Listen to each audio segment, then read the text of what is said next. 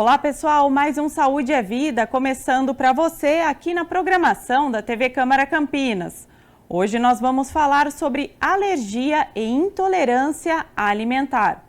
Mas antes, você precisa saber que para participar do Saúde é Vida e sugerir um tema para o programa é bem fácil. É só entrar em contato pelo nosso WhatsApp. O DDD é o 19, o número é o 978293776. Vai aparecer aí na sua tela também um QR Code para você acessar pelo celular. Às vezes, depois de comer, você sente coceira e inchaço na pele, dor abdominal, diarreia, dificuldade para respirar e outros sintomas? Cuidado, é possível que seja o caso de uma alergia alimentar, que pode ter complicações graves se não for tratada precocemente. E para falar sobre esse tema, a convidada do programa de hoje é a alergista e imunologista Ana Paula Moschioni Castro, também membro do Departamento Científico de Alergia Alimentar da Associação Brasileira de Alergia e Imunologia. Doutora Ana Paula, muito obrigada pela sua participação aqui no Saúde é Vida. Eu que agradeço o convite, Ana. Para a gente começar nosso bate-papo aqui, né, doutora? Vamos explicar um pouquinho, de uma forma bem geral, o que é a alergia alimentar?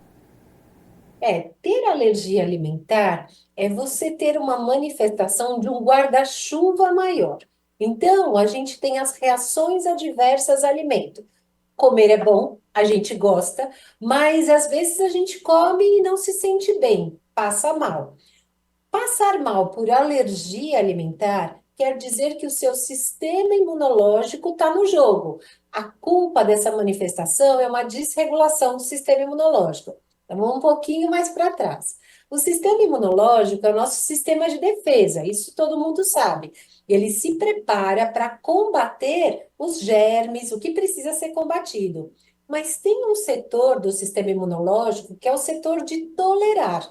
Porque no dia a dia a gente também recebe substâncias estranhas que têm que ser toleradas.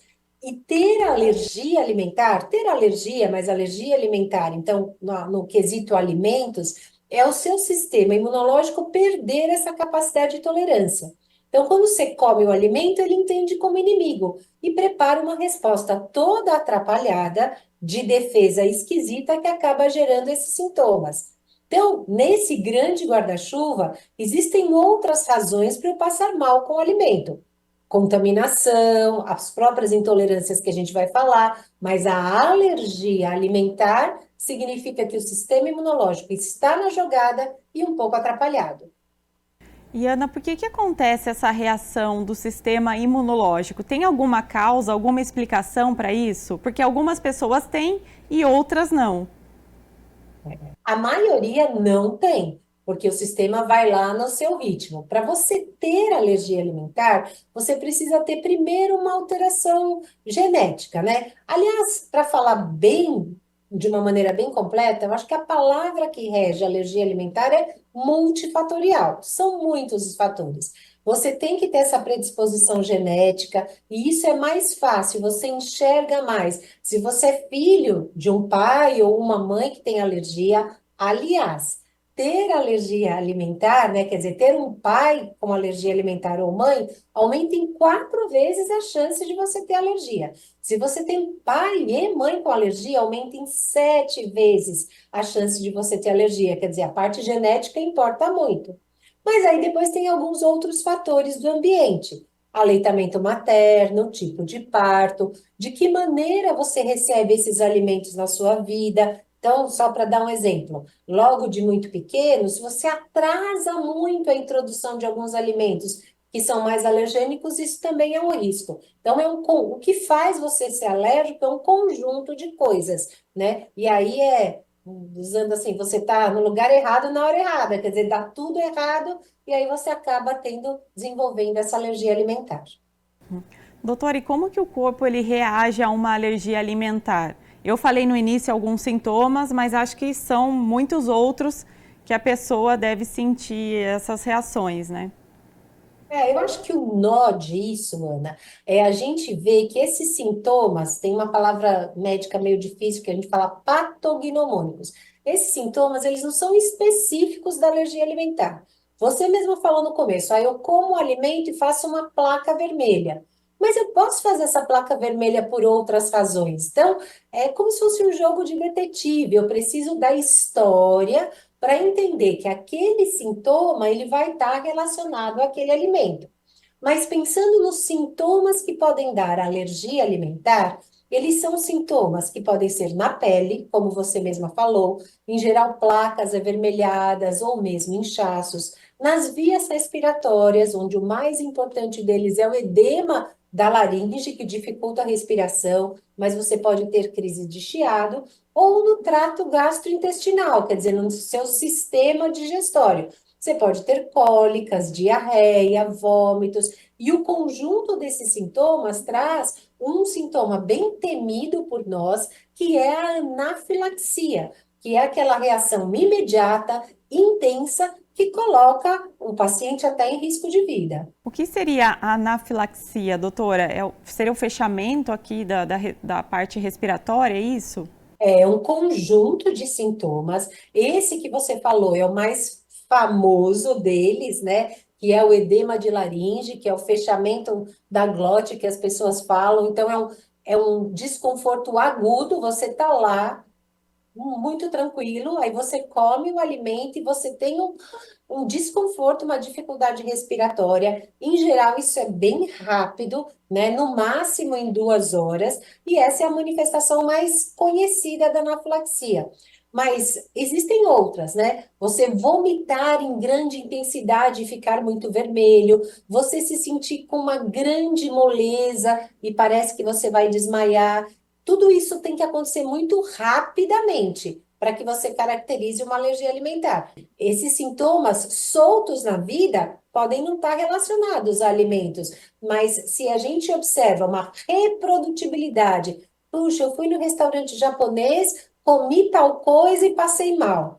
Aí depois não passei mais mal. Aí depois eu voltei lá de novo, comi e passei mal de novo. Opa, peraí. Então é aí que a gente vai buscar e tentar fazer essa correlação entre o alimento e o sintoma.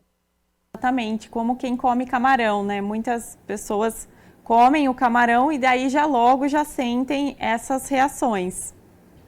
Isso mesmo, perfeito.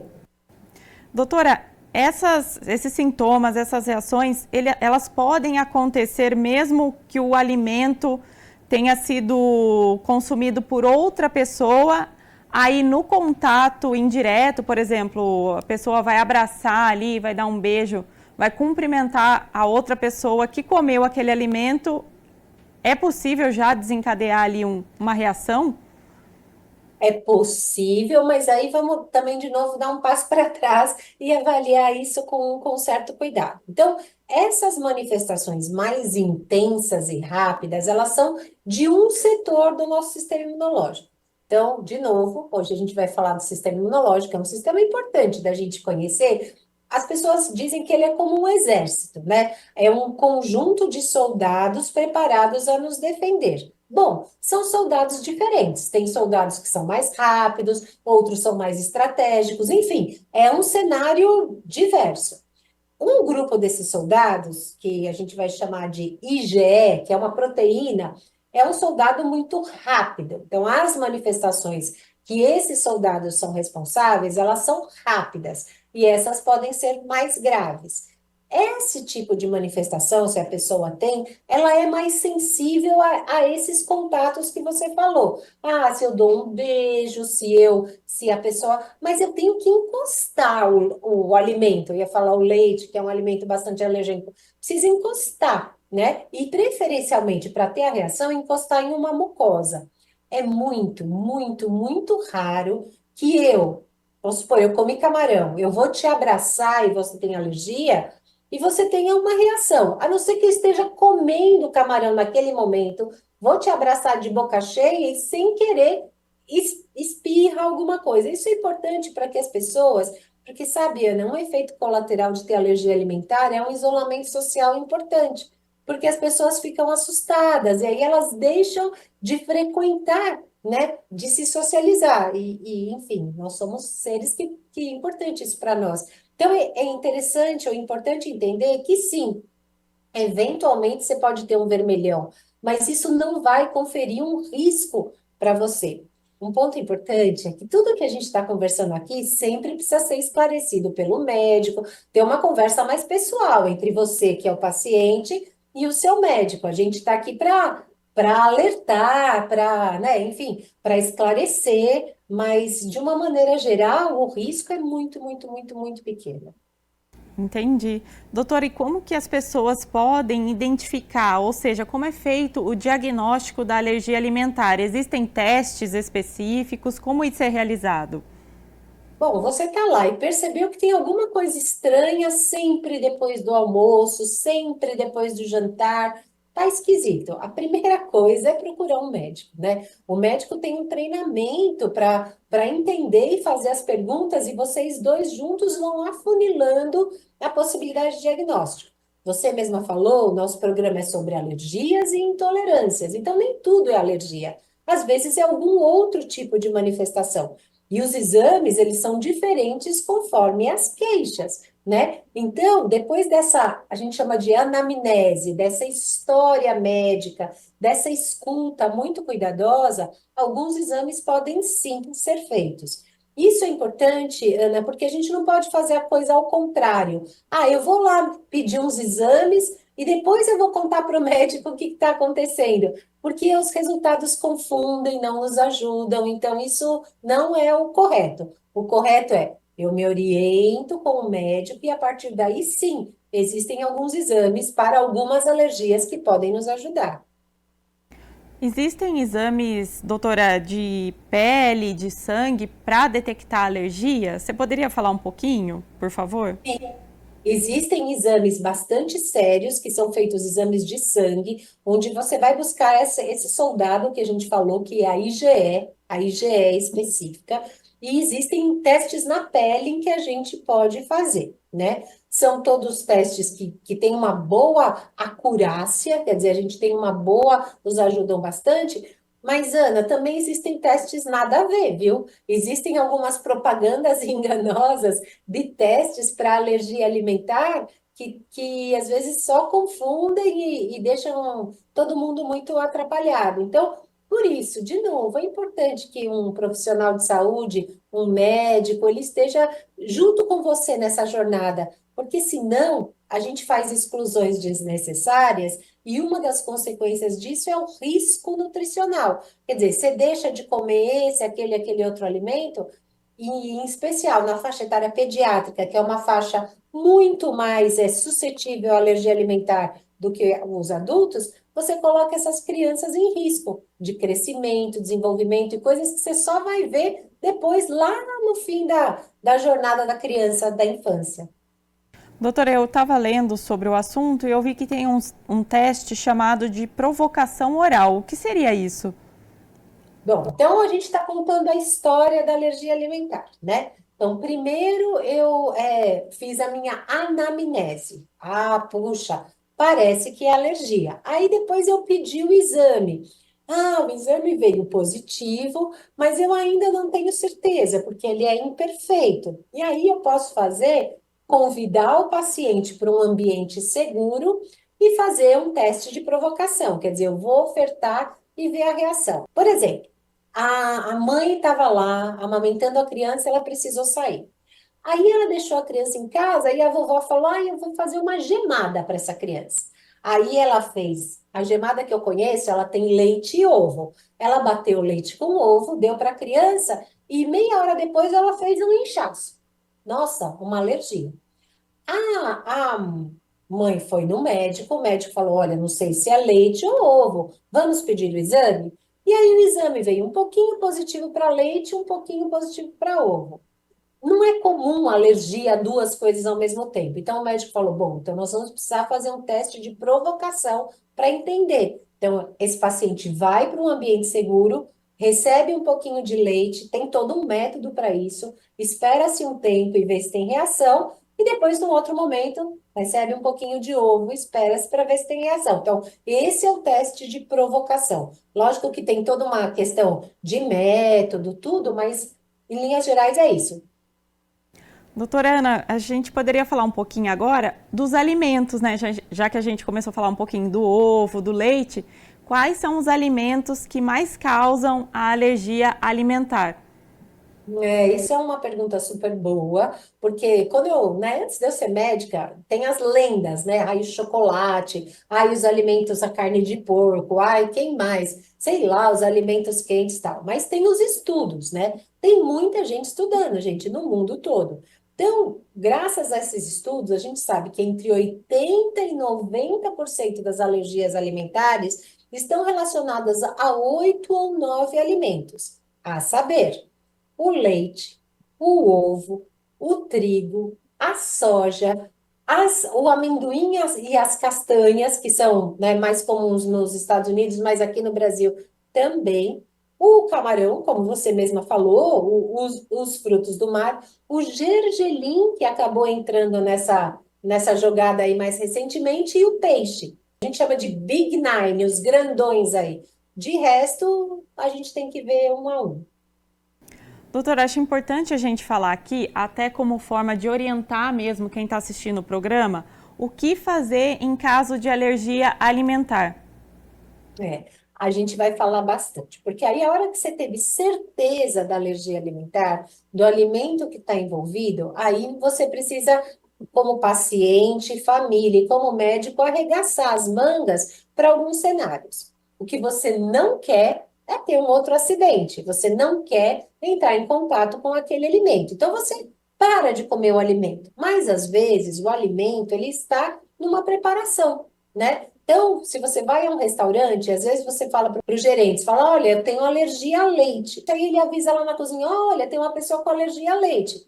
A pessoa que está lá não se toca que manteiga é leite, não se toca que chantilly é leite. Então, é importante que a gente tenha esse esclarecimento muito poderoso, não só quem é alérgico, mas, por exemplo, quem é dono de um estabelecimento, que entenda essa possibilidade. Outra coisa de contaminação cruzada, né? Ah, eu tô lá cozinhando, aí eu coloco a minha colher lá no estrogonofe, aí depois, sem querer, eu vou mexer uma coisa que não tem leite, mas foi. Então, eu preciso muito desse alerta. Então, nos estabelecimentos, as pessoas precisam aprender a ler rótulos. Desde 2016, nós temos no Brasil uma lei em que todos os alimentos industrializados, eles precisam ter, se ele contém ou se ele pode conter leite, ovo, enfim, esses alimentos que nós comentamos. Isso é bastante importante. Então, evitar escapes é parte do tratamento. Outra coisa é garantir, né, a ausência do risco nutricional. Então, para alguns pacientes, é interessante ou é necessário que a gente use fórmulas específicas para alimentar e tudo mais. E também a gente precisa orientar as pessoas com planos de emergência, orientar o que é uma reação, como se cuidar. Então, enfim, a gente fala bastante, Ana. Especialmente, né, doutora, em casos graves de alergia alimentar. Às vezes você não sabe o que fazer quando a pessoa começa a desencadear ali uma reação muito forte, né? É nossa obrigação como médicos orientar. Então, aí é nossa parte também, orientar o que é um plano de emergência, e orientar o que é uma anafilaxia, ver se aquela pessoa precisa da adrenalina autoinjetável, que é um dispositivo que salva vidas. Então, tudo isso é parte do nosso cenário de cuidado. Doutora Ana, existe alguma faixa etária para que a pessoa desenvolva alergia alimentar ou ela já pode começar desde bebezinho e até a terceira idade? Existe e é justamente a faixa etária pediátrica. A frequência de alergia alimentar nas crianças é o dobro dos adultos. Significa que a gente pode sarar ao longo da nossa vida, né? Mas algumas pessoas permanecem alérgicas. Agora, alergias a camarão, kiwi, algumas coisas, frutas, por exemplo, o próprio gergelim, elas podem começar na vida adulta. Começar na terceira idade, que nem se falou, terceira idade, né? Não sei se é possível, mas é mais raro. Então, a faixa etária pediátrica é a de maior atenção mesmo. E até perguntar sobre isso, né? Se é comum que com o tempo o nosso organismo ele desenvolva tolerância àquela substância que a gente tinha alergia. Então isso pode realmente acontecer.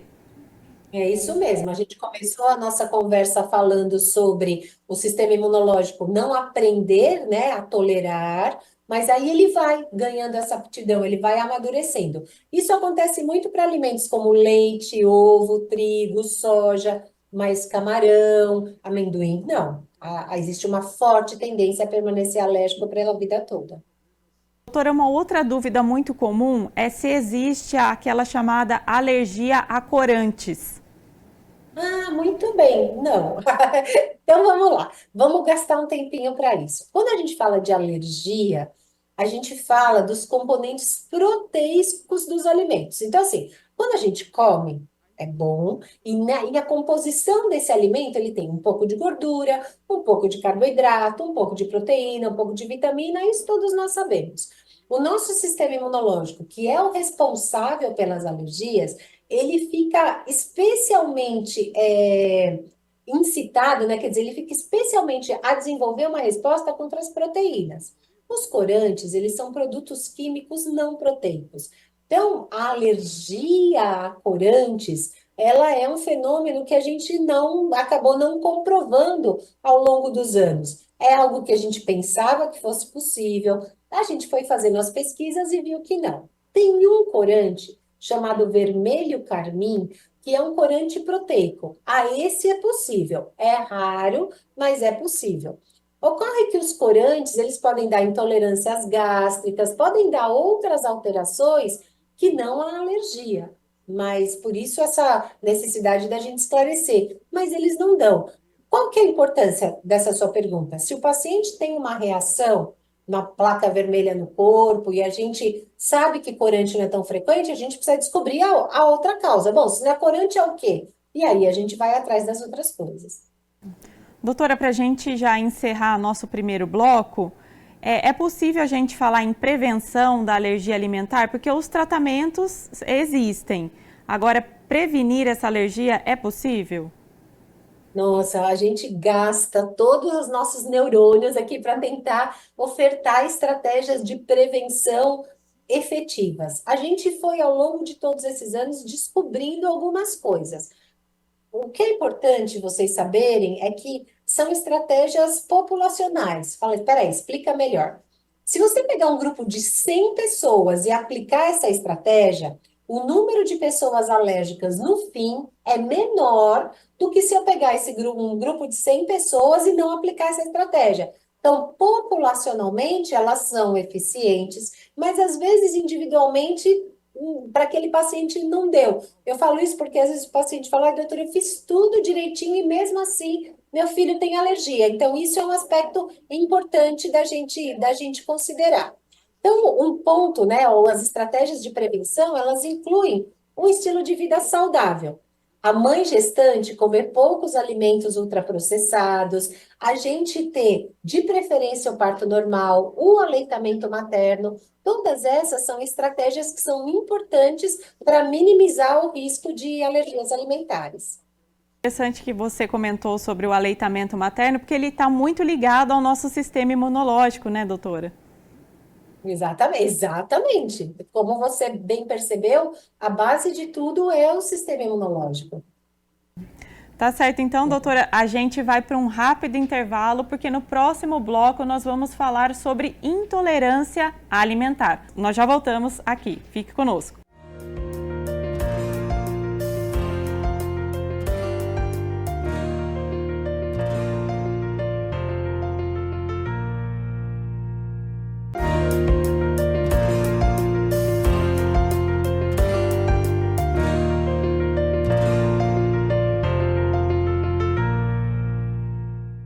Estamos de volta com o Saúde é Vida e hoje falando sobre alergia alimentar e intolerância com a alergista e imunologista Ana Paula Moschioni Castro. Ana Paula, agora nesse segundo bloco, né, doutora, a gente vai falar um pouquinho sobre a intolerância alimentar, que é muito comum as pessoas confundirem a alergia alimentar com a intolerância alimentar. Eu gostaria que a doutora explicasse qual que é a diferença entre esses dois termos?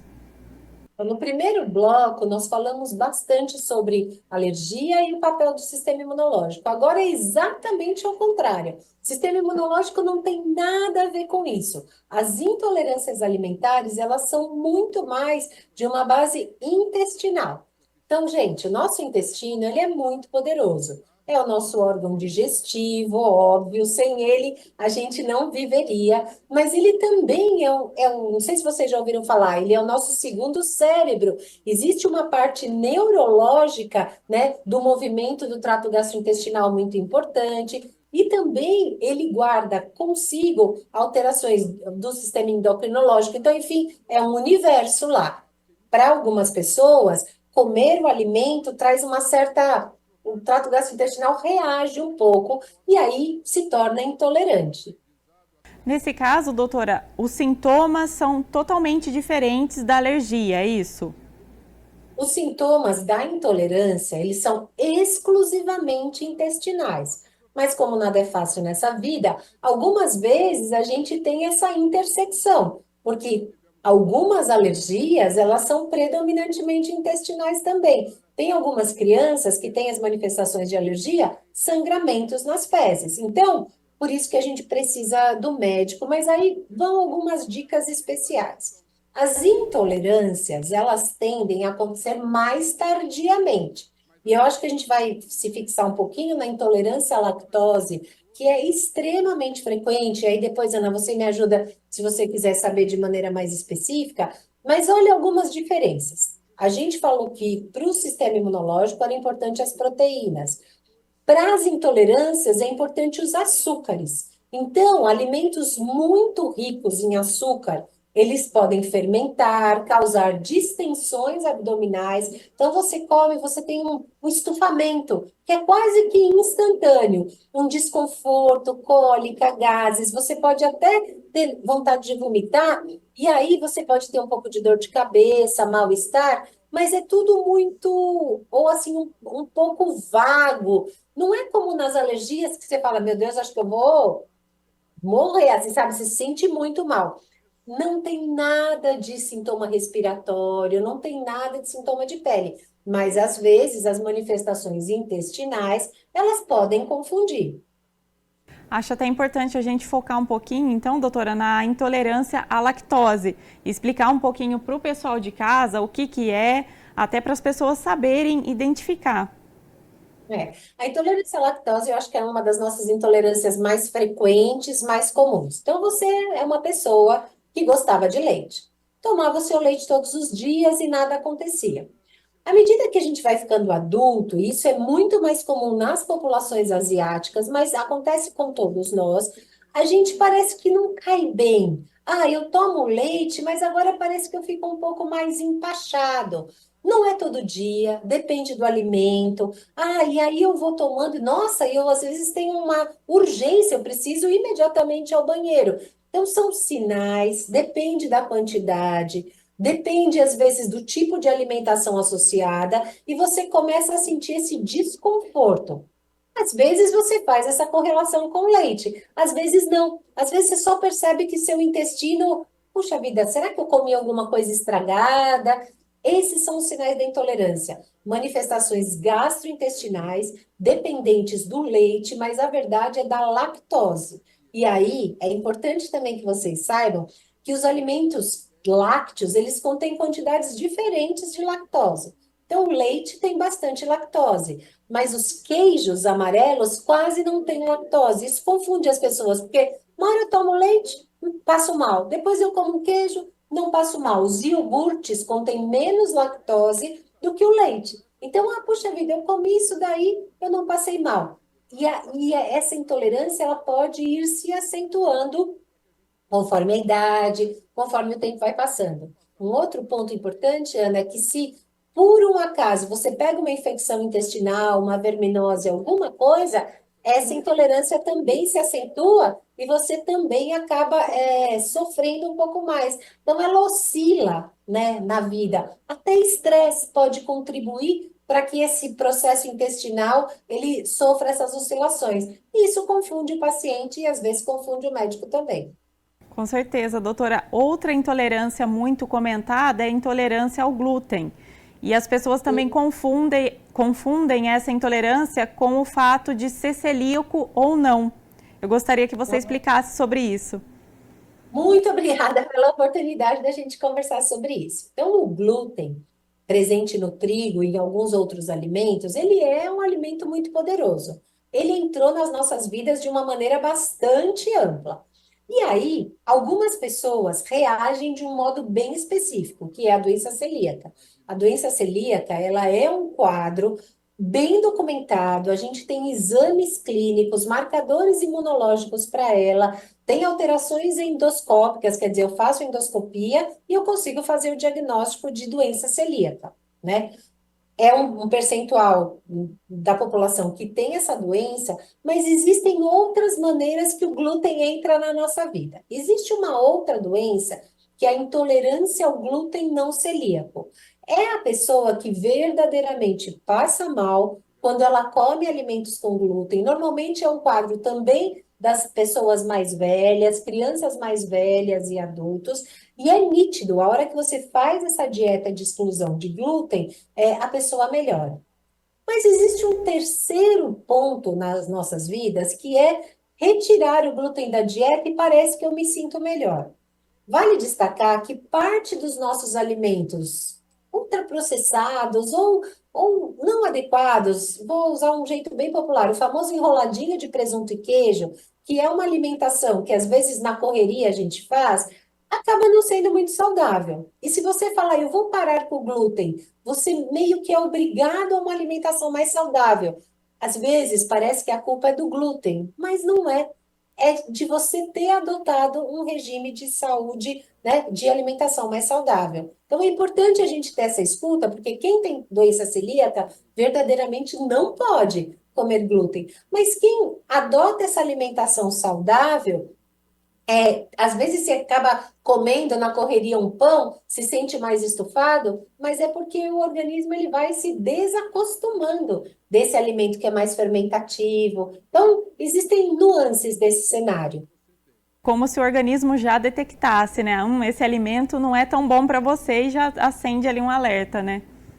Ana, o nosso intestino é um universo. Lá dentro tem milhões de bactérias trabalhando todo o tempo.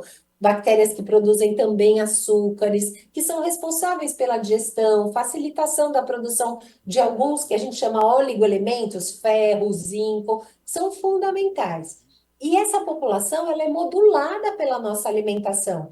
Então, isso é um aspecto importante. Às vezes não é que eu tenho intolerância ao alimento, mas esse conjunto, o meu intestino, as bactérias que lá habitam e o alimento que eu como produzem, às vezes, uma satisfação, né, intestinal, tudo vai bem e às vezes não, às vezes dá tudo errado. E aí, fatores de novo, como estresse, processos infecciosos, desequilibram esse cenário. Tem até um nome para isso, a gente chama de disbiose.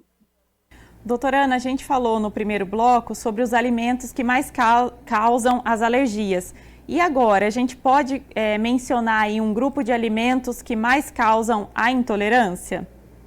Eu acho que os protagonistas são os que você mesma mencionou, o leite e o trigo, né? Os demais, aí depende muito pessoalmente. Por exemplo, então, conjuntos de açúcares. As pessoas, para algumas pessoas, muitas frutas, uva, elas são mais fermentativas. Para outras pessoas, são açúcares mesmo, né? Doces em excesso podem causar algum grau de intolerância.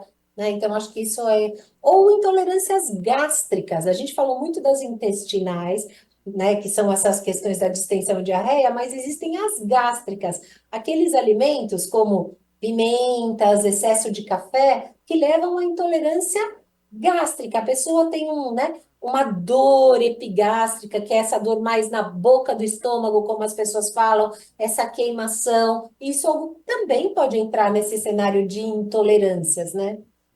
Com certeza. Doutora, a longo prazo, a intolerância, ela pode causar outros problemas de saúde se ela não for tratada adequadamente, como doenças autoimunes? Não, isso é importante, Ana, não, né? A intolerância ela é um fenômeno muito intestinal, né? Então, isso é um aspecto que é importante para a gente não confundir o intestino inflamado com as intolerâncias. Tudo isso é muito, ainda tem muitos estudos. É certo que a gente ter uma saúde intestinal é bom para o nosso corpo, mas essas correlações, elas ainda estão sendo construídas. Por que eu acho que a gente tem que ter um pouco de cuidado para isso? Para também não entrar em regimes alimentares que às vezes custam até bastante dinheiro, né? Essa suplementação, essa coisa muito longe do arroz feijão, sabe? Do real arroz feijão, né? Que é muito nutritivo e às vezes a gente acaba se atrapalhando por conta disso. Então, essa alimentação saudável de casa, das antigas, o arroz, o feijão, uma carne, uma verdura, é uma alimentação extremamente saudável. Eu estava até num médico outro dia, ele comentou: nossa, eu fico muito bravo quando eu vou até uma farmácia e vejo muitos jovens, né, mais adultos até, entrando, comprando suplementos, cápsulas de vitamina, mas aí você vai em casa, não está se alimentando direito. Então, acho que é bem isso que você está falando, né, doutora? Sim, e no Brasil, no nosso país, nós temos uma diversidade alimentar absurda e a nossa refeição básica, isso todos já devem ter escutado falar, a gente tem muita sorte. A combinação arroz-feijão, ela faz uma combinação de aminoácidos, quer dizer, de alimentos construtores, que ela é excelente. Pouquíssima, né? Sim. Doutora, no caso do diagnóstico da intolerância alimentar, ele é quase parecido com a da alergia ou não? Não, né? A gente tem poucos exames, a gente tem exames precisos para intolerância à lactose, que dá para a gente documentar, mas a gente tem uma estratégia que é bastante satisfatória.